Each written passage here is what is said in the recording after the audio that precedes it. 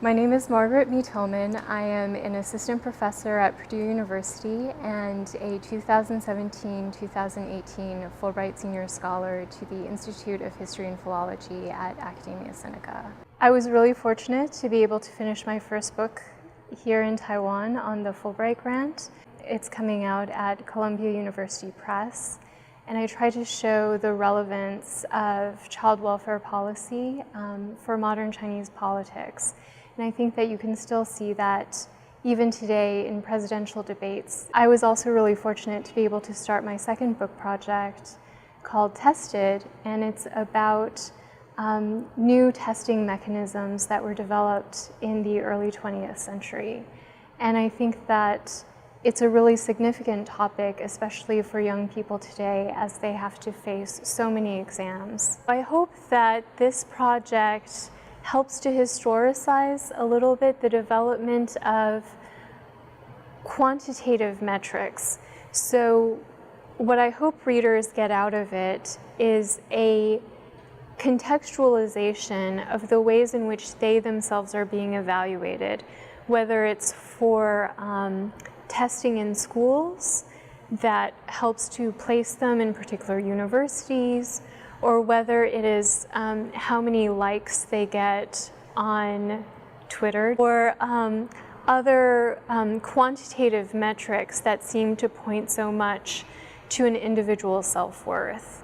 So I'm really hoping that this project helps to provide a little bit more understanding and context for that, so that people are not so personally invested or think that those quantitative metrics are transparent indicators of success or evaluation. I would say that Taiwan is probably at the forefront, especially in East Asia, but probably also the world, in terms of trying to find other ways to evaluate and encourage student curiosity. And so I think that that's a really wonderful context for me to be able to collect material for this project.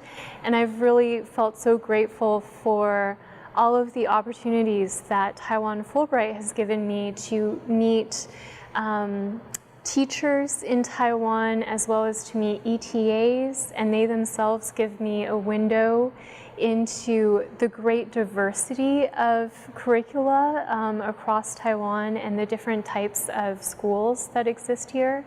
So I've just felt really grateful to be able to do this project in that kind of very positive environment. I'm working on a blog piece for Fresh from the Archives in order to highlight some of the modernizations and advancements in Academia Sinica and Academia Historica, such as the new center that they've opened downtown, as well as Academia Sinica's use of new software like Gelfi. And second, I'd like to tell scholars outside of Asian studies that there are so many resources and scholars here who do European studies.